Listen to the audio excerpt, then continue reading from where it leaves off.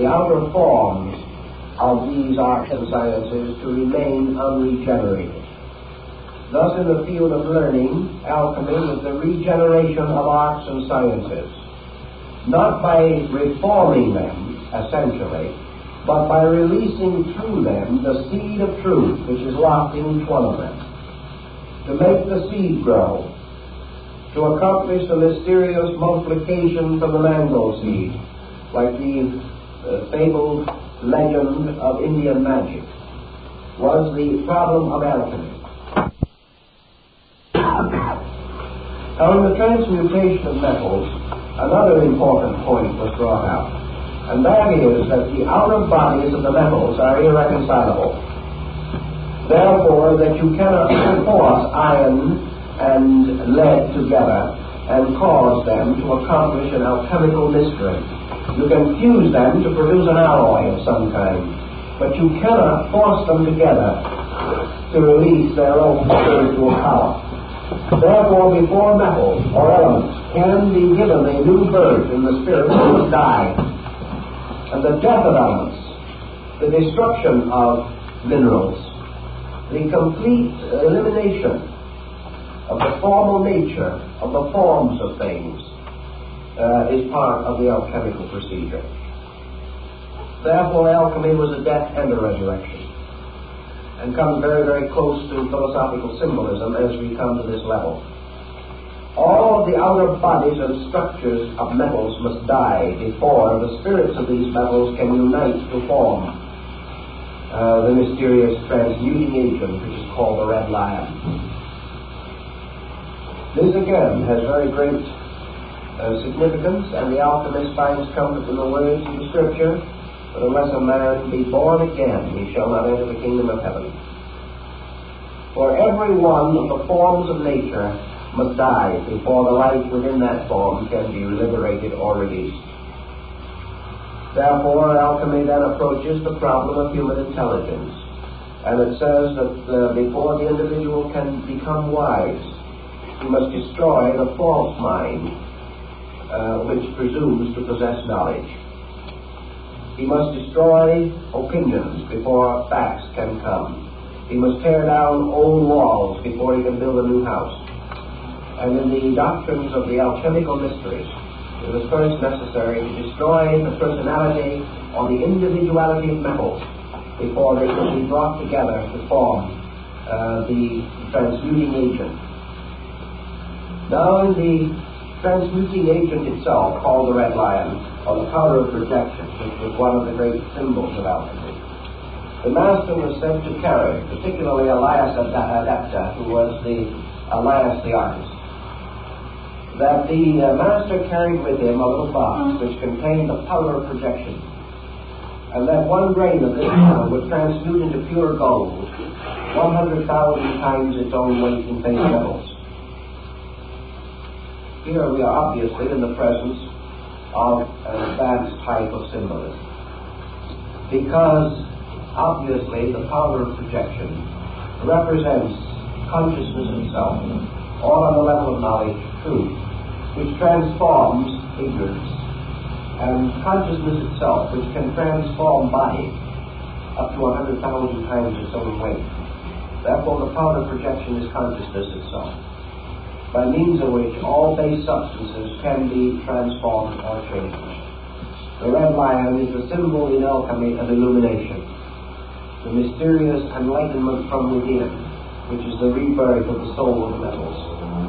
This illumination, according to alchemy, was achieved through the blending of 7 arts and sciences, which were the 7 sacred arts and sciences of the ancients. Thus we proceed in symbolism a little way. We don't want to go too far now because we have to examine these things in greater detail. So we then consider the creation of the universal medicine, which was the work of the Illuminists. Now, how is this universal medicine to be found?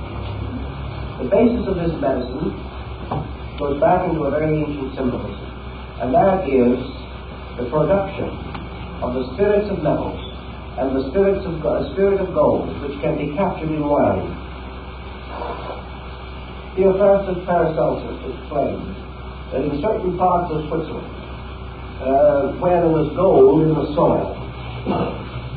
Grapevines sending their tendrils and roots into the earth gathered up this gold, and of all forms of vegetation, the grape is the one which has the greatest affinity to gold.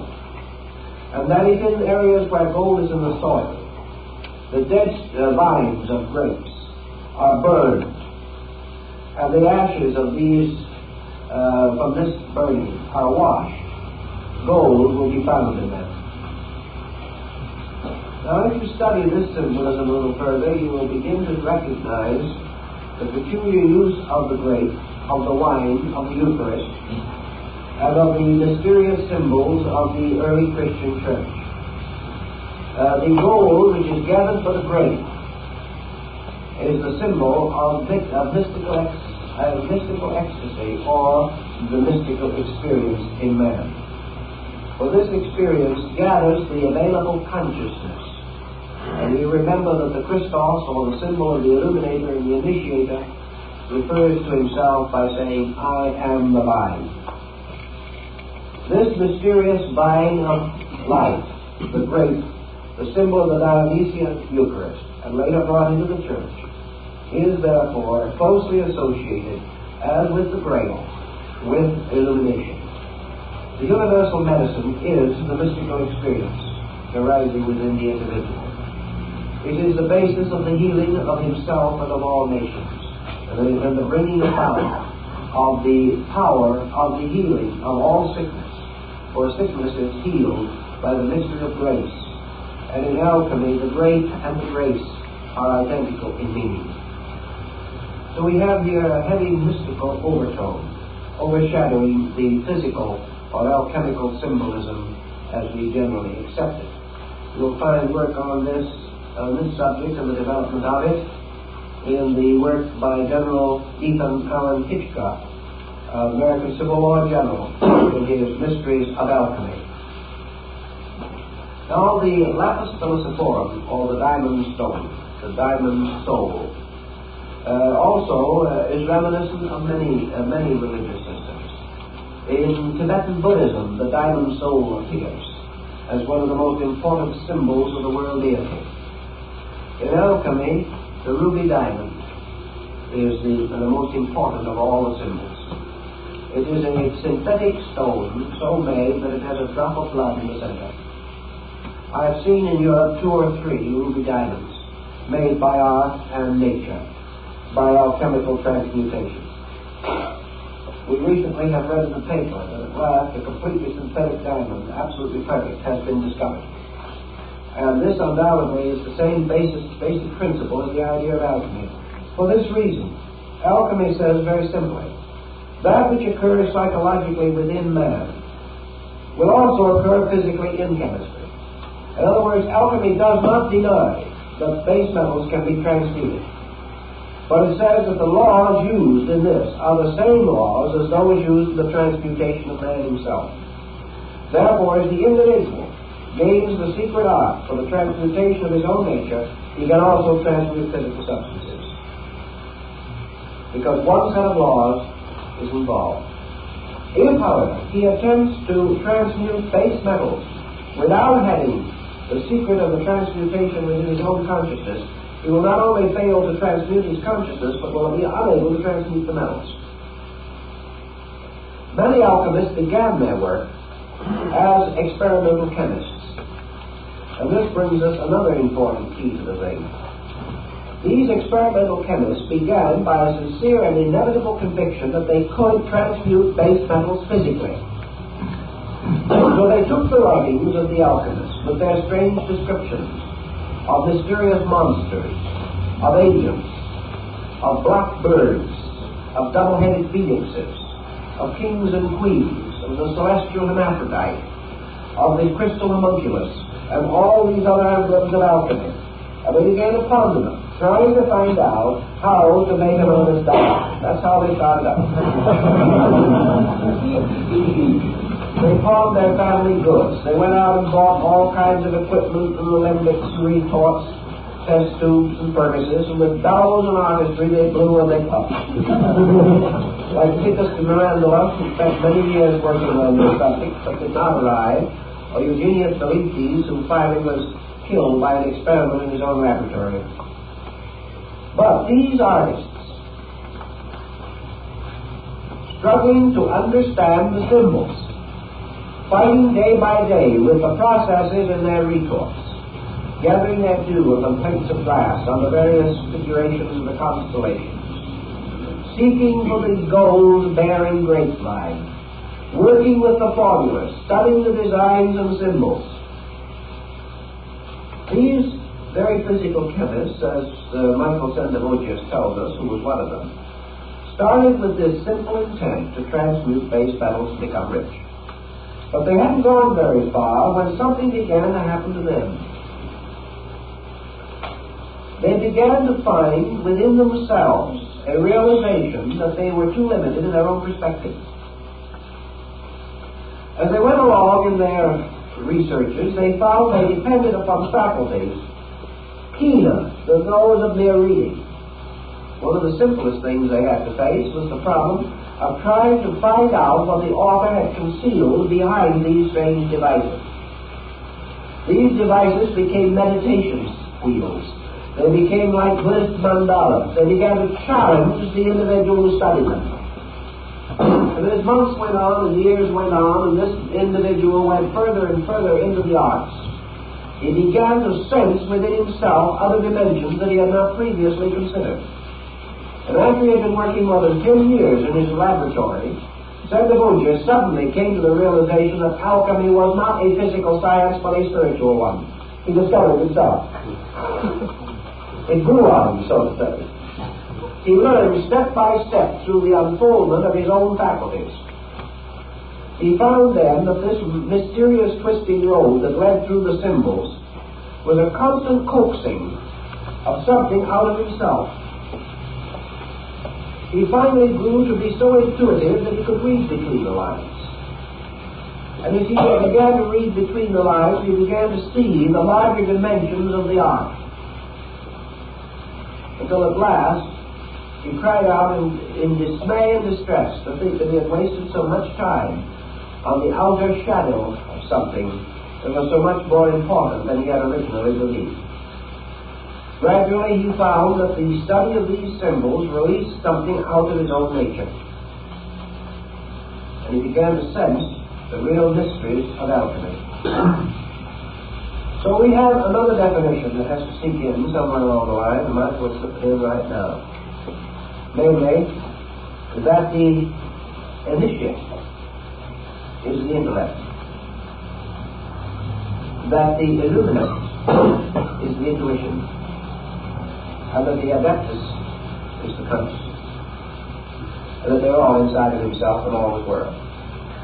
That the alchemical adept is the mysterious power of consciousness operating through will and yoga, and that every human being is his own adept, and that Elias Artista, the master of the adepts, who appears and disappears without leaving trace, coming when he is most needed, disappearing no one knows where, represents these flashes of consciousness by which the individual suddenly and briefly senses his own internal. But there is something within himself that does not respond to his demands, but somehow responds to his needs. Elias the artist is his own consciousness. The great fire of alchemy is his own will, by means of which these mysteries are wrought. The illuminate is his own psychic nature, particularly his intuitional and inspirational part. And the initiate is his mind, which can always know the secret but can never experience it. So the adept himself, in all his parts, is the alchemist, growing step by step through the experiences of his own art. As we recognize these principles gradually coming more and more clearly to us, we also can go on further. In the alchemical transmutation, we have a bottle. It's a very interesting bottle. It's a kind of a bulgy bottle with a long, sometimes a rather long neck. And within this bottle are a number of strange devices, one of the more common and frequent of which is a peacock with an extended tail in many iridescent colors. And the initiate seeking the stone is told to watch for the appearance of the peacock's tail in the bottle. In the emblems of Solomon Trisboson, called the Splenda Solis, we have a good many examples of this wonderful adventure taking place in a glass bottle. This was called the hermetic womb in the rites and in the ancient mysteries. And this undoubtedly has one very simple meaning. This glass bottle is the human soul. And it is within this soul that the mystery of the 7 transmutations takes place. Now, you remember in the last series when we were talking about yoga, I pointed out the importance of recognizing that the human soul corresponds with the orbits of the 7 planets, and that the soul of man represents this field of the 7 cardinal virtues, the 7 deadly sins, which reflect downward into the physical phenomena of the 7 liberal arts and sciences. Therefore, the second part of the work of the illuminant, takes place within the soul. And the bottle, it must contain the universal medicine. Now, this universal medicine is achieved through the mystery of the 7 parts of the human soul, a doctrine which originated probably in Egypt, where there is specific reference to the 7 souls of man and how they in turn influence the destiny of his life. Now, when we get up into the higher level of the Adepts, we also begin to see this cut diamond with its various facets and symbols. And the further we go into that diamond and the study of it, the closer we get to the great geometric solids of Plato and Pythagoras. The diamond is a symbol of a symmetrical geometric solid, the sign of the perfect form in nature. The diamond soul is itself, of course, a symbol of the universe. It is a symbol of consciousness. It is a symbol of spirit. It is a symbol of the perfect power which is released or made possible or available to man through regeneration. Now, all these different elements become more than mere hints. We must accept them as hints. We must work with them as best we can until we gain more and more knowledge of them. Now, also in alchemy, you have another mysterious symbolism which is called the ladder of the sages, or Homer's golden chain, which binds the ship of life to the pinnacle of Olympus. Homer's golden chain is a sequence of 7 interlocking elemental symbols, by means of which spirit and body are united. The soul is therefore the symbol of union, and there comes out of this another very important emblem, and that is the rise of the term hermetic. Hermetic is associated with the later Egyptian divinity Hermes, who belongs to the period of the Gnostic revivals in North Africa. Is a very mysterious being around whom the great vision of the Pymanderies of Hermes has been compiled. So we use the word hermetic today to symbolize something that is sealed so that air cannot get in, as hermetically sealed jars or bottles. This is again a reference to alchemy. Hermes was the patron of alchemy, which was also referred to as the hermetic art.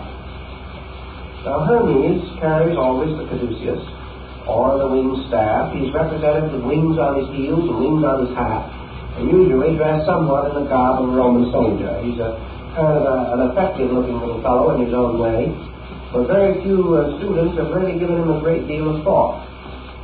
Now, Mercury, in the old astrological symbolism, has to do with the intellect.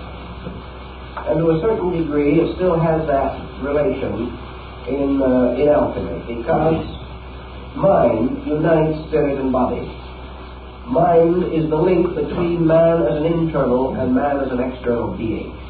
So the mind, man expresses into himself from environment, and through the mind, man expresses the inner nature of his own consciousness. Thus, mind is a common ground within himself. But the alchemists used mind much more in the sense that we use the psyche of the soul. For to them it included both male and female attributes. and represented a psychic field or pattern. And Mercury was therefore the common solvent or quicksilver by which all metals could be united or brought into synthesis. Mercury was the absorbing power, so that actually, according to their doctrine, the philosopher's stone was composed of the union of salt, mercury, and sulfur. Sulfur representing consciousness or spirit, salt representing earth or body, and mercury representing mind or the solvent. In this symbolism, using the Hermetic analogy, we come upon a number of very interesting and important parallels or elements, each of which we will gradually develop along with other symbolism. Mercury now emerges as something that unites or forms a common ground, absorbing into itself things otherwise irreconcilable. Let us try to understand that in terms of human experience, in something that is familiar to us. What is there about us as beings, or what faculty or power do we possess by which we can reconcile opposites, by which we can bind together through experience things held differently or regarded as irreconcilable in nature or quality? What is this most mysterious and absorbing agent? The Greeks and later the Hermetists and the Alchemists declared that the psychic field of man was capable of accepting from above spiritual powers and reducing them to the level of mind and emotion, and that this also, the soul, was able to cause bodily elements and external phenomena to ascend into this middle zone and be absorbed into soul quality, so that the soul was the common denominator, the link, the common field into which both spirit and matter passed, and in which they seem to die, to be reborn again as one body or being. So we can say that in the Hermetic allegory, consciousness, which is the spiritual power, descending into the field of Mercury or into the soul, manifests itself as intellect and intuition, whereas bodily elements or energies ascending into the soul also took on an attribute or aspect of intellect and intuition, so that they took on an overtone and were reconciled in this field, and that therefore man, through a kind of experience within himself, achieved an alchemy in which he transmuted the opposites of his own nature and caused them to become one being within the sphere of soul power. So we have the formula very simple. We have the king and queen, which are spirit and body, or God and nature, producing the homunculus, or the crystal creature, which is man. Man, therefore, is Hermes. Man is the unifier. Man is the personification of the principle of the Hermetic medicine. In man, heaven and earth are mingled. In man, the divine and the human are brought together in one structure. In man, all opposites of nature meet. And in man, in his own nature and in his own existence, in his own attitude, the creation of the diamond soul is made possible. Thus Hermes or Mercury is man. Man composed of certain powers and faculties, particularly the 7 powers of the soul. These 7 powers of the soul being the basis of the harmony or synthesis by which the divine and the human, or the divine and the mortal, are brought together. Thus man becomes the potential alchemist. So we have in the old symbolism heaven, earth, and the alchemist. Now we find many such symbols. Heaven represented as a divine being. Earth represented as a wonderful fecundity of life. The king and queen again. Holding between them man, who is the potential adept, who is the potential redeemer of all things and the transmuter of the universe in which he is placed. Now this heaven earth man being begins to bring another point into consideration. which we have in alchemy. So we have a trinity of terms which are only found in certain of the old alchemical ABC books, as they are called, the ABCdarian writings of early alchemy. And here we have God, nature, and art. Now, alchemy was called art. And it was called art in a definition which says, an art perfects nature. Alchemy says there are no miracles to be performed by art. Art merely anticipates nature and achieves its greatest work by becoming a handmaid of nature. Bacon, the English philosopher, refers to art as the power to perfect nature through intelligent cooperation. So art becomes the symbol of alchemy. In nature, all things are growing. All things are unfolding their life.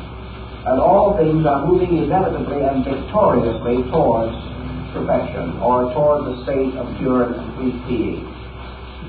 But the path is slow, the means are continuous, and the achievements are imperceptible at any given time.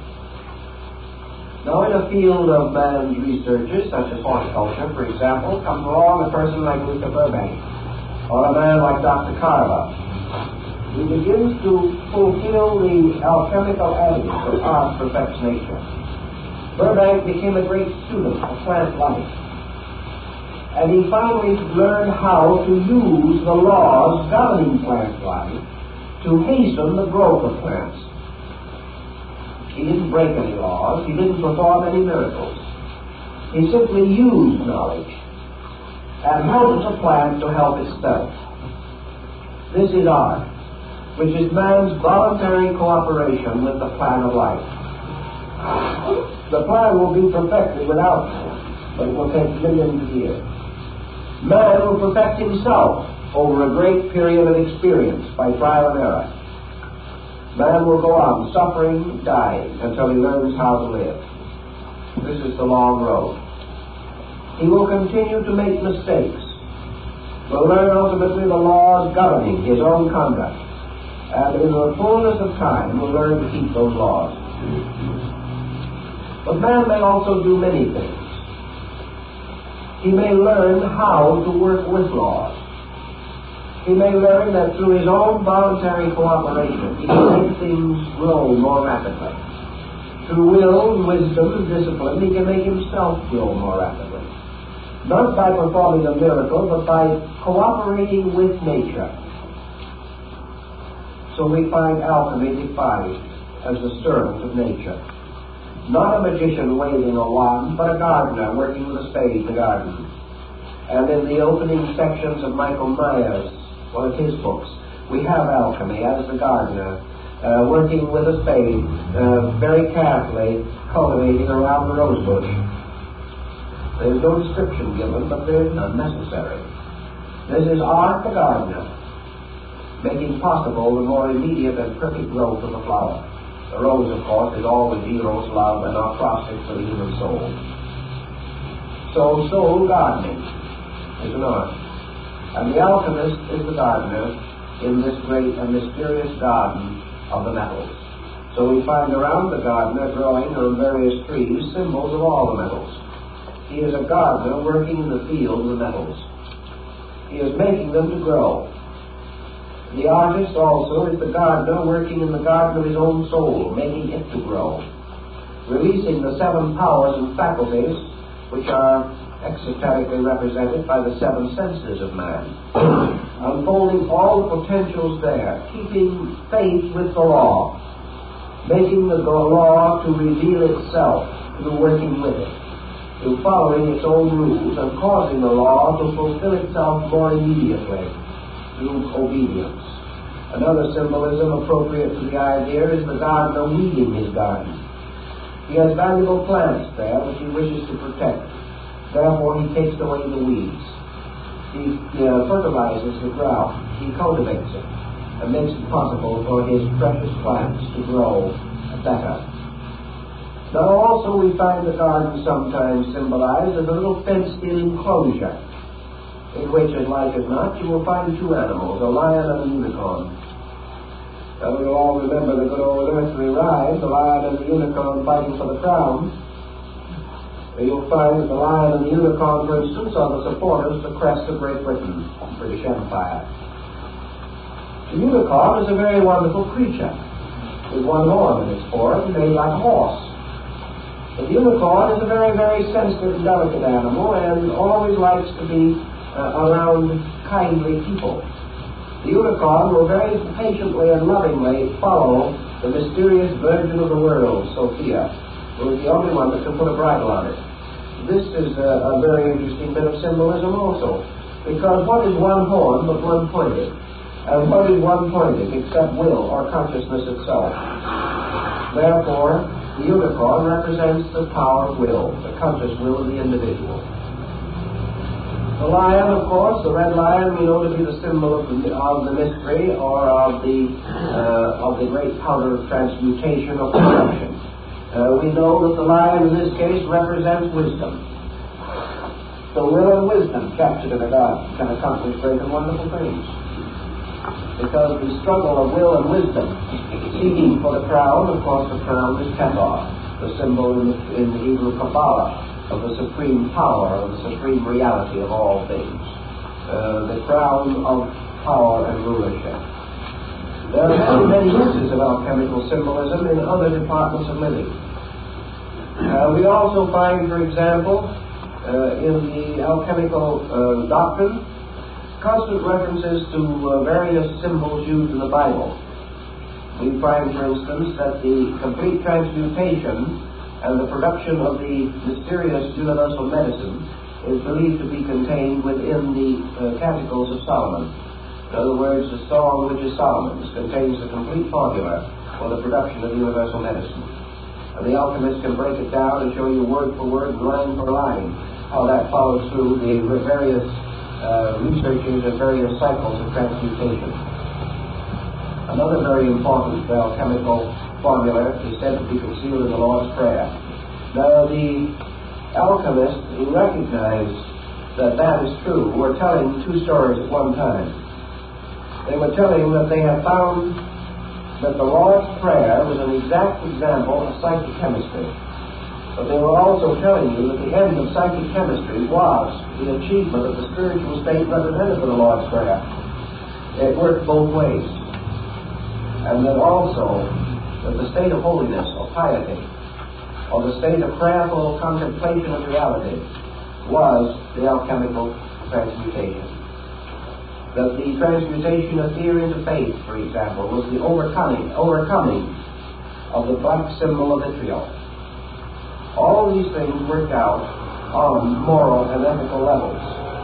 The only difference between them and our general concept of knowledge lies in the exactitude of the symbol. For example, the alchemist says that the sun in the air, in the sky, that is represented in the earth by gold. Therefore, that the gold and the sun are the same thing exactly in vibratory principle. And that the gold in the earth and the sun in the sky are polarized to the pulse point in the human heart. And therefore, that the human heart, the sun and gold, are all in sympathetic ratio to each other. And that they are of an identical and proper nature, and that they have certain powers in common. Dr. Rudolf Steiner, in his researches in Switzerland in connection with the use of the talismanic metals of the ancients in healing disease, discovered what we have also learned later by other means, namely that potable gold, or what we might term biological gold, is a heart remedy. And that a syllable gold goes directly into the walls of the heart. Thus, the sympathy that was represented in alchemy was recognized as an existing fact in nature, and that these different principles all work together. Now, the same thing was true with other parts of the universe. Everything that was morally true was scientifically true. If it is true, for example, that wisdom is better than ignorance, that can be proved on terms of chemistry. It can be proved in terms of music, in color, in tone, in sound, in everything. That all values that exist ethically also exist scientifically. And that the polarities of all the elements are to be found in the moral and spiritual life of the individual. And that which constitutes a good life also constitutes an exact working formula for a chemical compound. Now, just as surely as man is able to integrate certain patterns in his own living, the laws governing these patterns are exactly the same as those used in architecture. And a happy, harmonious, well-integrated home can be mathematically diagrammed, and the diagram will be the perfect structure for a building. This is what Leonardo meant by certain of his canons. In other words, there is a dynamic which extends from one level of life to another. Pythagoras knew that if you played a certain chord of music, that this chord, in its mathematical vibration, could be and was equivalent to the basic key to the structure of a building, the basic key to a chemical compound, a basic formula in law, everything. All these things work together constantly. Therefore, if you have a perfect method of purifying a metal, you have the perfect method of purifying a government, a perfect method of purifying the human body and the human soul and the human mind. If you can make certain elements work together, you can make certain philosophies work together, certain sciences meet, certain races mingle. All these things are ruled by the same law. There is one master pattern, which is the great archetype. And all arts and sciences unfold this archetype. And whatever is true of the individual is true of the collective. Whatever the law is working in nature, it must work in man. And just as surely as certain energies in space unite to produce worlds, so certain energies in man must meet and mingle to produce the development and unfoldment of his body and his functions. There is only one set of laws. And these laws become the keys to the Hermetic art. For the Hermetic art is nothing but the reduction of good intentions to a science.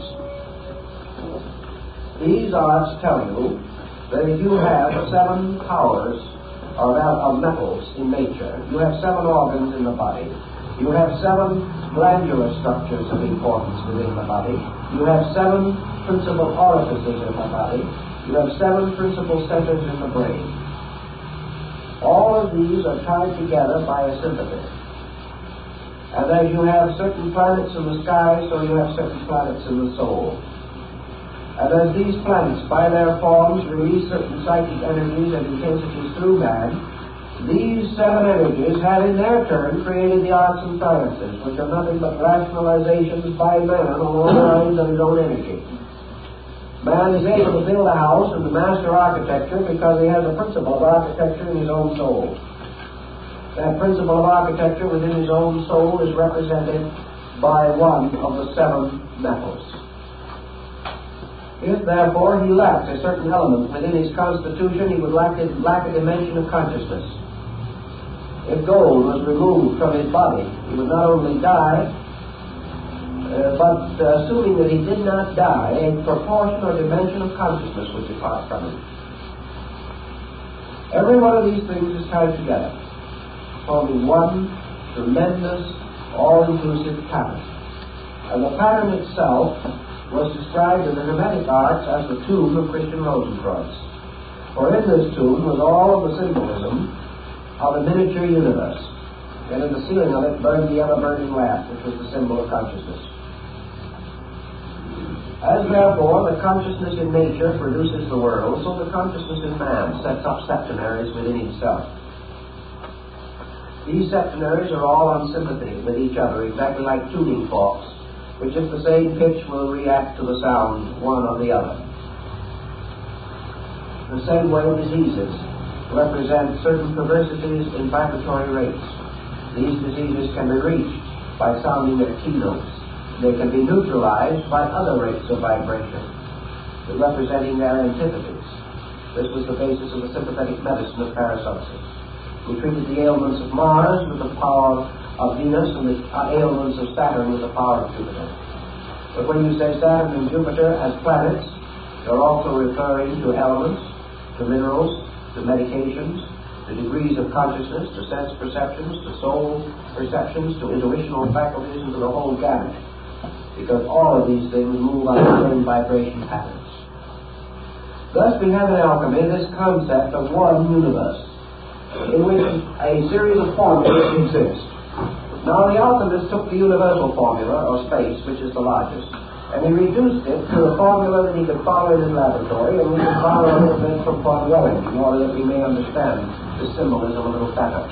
In his great work on salt, sulfur, and mercury, Von Welling says that he took a tiny grain of the universal medicine and placed it on the surface of water in a small retort, which he diametrically sealed.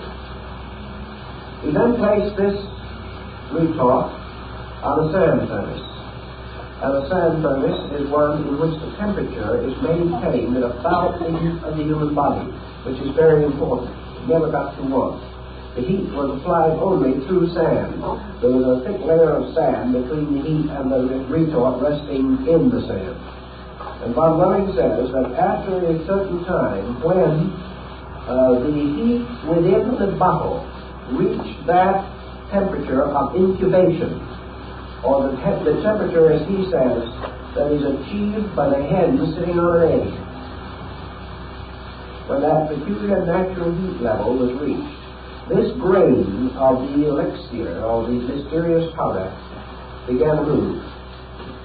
And he said as he watched it, it began to spin. And as it spun, it threw parts of itself off. And these parts that flew off began to move around it. And in a half an hour, he saw unfold within the retort a complete solar system. Why? Because every unit must follow the law of the entire. Now, if he had used a different level of analogy, he could have taken that same grain, placed it within another type of bottle, with another group of elements to work with, and under the same heat and length of time, this grain of the eternal elixir would have begun to move in a different direction, would gradually have taken the whirling proportions of the human embryo and would have ultimately developed into a human body called the homunculus. He would have done exactly the same thing. And he would have had the tiny human being in the body. Now we also have, in the Paracelsian theory, the possibility of reviving all kinds of forms from their own ashes. This we have under various symbolisms. A plant burned to ashes within a sealed bottle, and then under a certain type of pressure and under certain use of alchemical formulas, heated to a certain degree. The plant, or a shadow of it, will grow again in the bottle, in ashes. Years ago, I had an interesting experience with which we will try to explain this. A man came to me who had spent many years up in the northern part of Canada, along the Klondike. He was an old gold merchant. And he said there is something that I've never been able to understand, namely that gold grows. He said we could work out a vein, leave it for 10 years, and come back to it, and there was more gold there. He said we were convinced that this gold accumulated in some way, drawn by whatever amount of gold was still left in the vein, the little part that we didn't get. The seeds were still there, and this gold grew. And he said as a proof of that, he said, I took a piece of ore with a small amount of gold still in it, and I placed that gold in an hermetically sealed jar, small jar.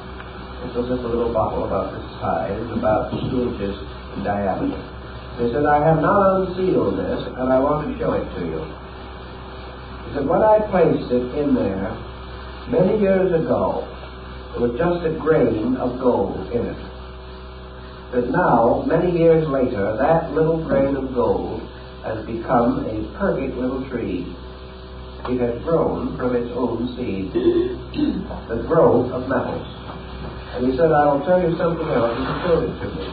And it was undoubtedly exactly as he had described, and I'm inclined to believe him because we have the same record exactly from the Swiss gold miners of the 16th and 17th centuries who said that they had actually made gold grow. But another interesting thing this old miner told me was, he said, it didn't grow nearly as rapidly until I happened to discover something. Namely, that it grew more if I kept it on me. And therefore, for many months, I've carried it inside my clothing, this little bottle. Because whenever it was close to me, it grew. And of course, the answer was body heat. As long as it was close to his body, it grew. And reports of these experiments have been carried on for hundreds of years. And the concept of gold growing in the rocks, gold growing in the human body growing, all of these things tie up with the alchemical tradition, which is that all things grow. And that as the metals grow under certain conditions, so man grows. And what is the gentle heat which matures the metals? And the Buddhist might answer, the fire of aspiration by which all things grow. But there is a certain mood or spirit within man, a warmth of man's own soul that makes him grow. And in the presence of this warmth within himself, and this warmth is the warmth of the mother hen sitting on the egg, which even in itself is a rather interesting thing, because it is the warmth of love. It is the warmth of service, of protection. All these things work together. And in alchemy, the universe is one mass of these interrelated laws. Laws which can be diagrammed on one level, played on a musical instrument on another, and on a third level, if applied inwardly, transform the sinner into the saint. They are living laws, living patterns, living archetypes, forever reproducing themselves on all levels. The alchemist says if you can discover these on one level, you can then apply this key to all other levels, and have them, indeed, the key to the mystery of the universe.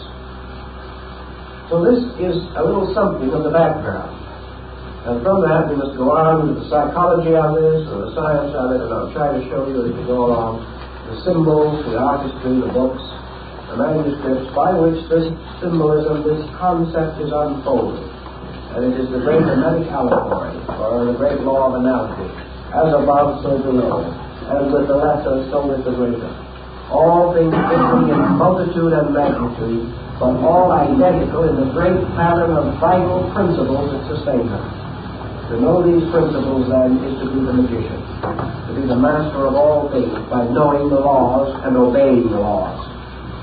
And art is man's learning to obey, his constructive and wonderful ability to take these principles and amplify them so that they work more rapidly and perfect themselves more perfectly. Man working with law, therefore, is the master alchemist. And if he works with the law works for him, and he sees things grow and multiply in days, months, or years, which might otherwise require ages, unless they receive the cultivation of the hermetic gardener. This is the concept on which we must later build the more detailed account of the alchemical procedures. Now our time is up for tonight, and I'd like to make one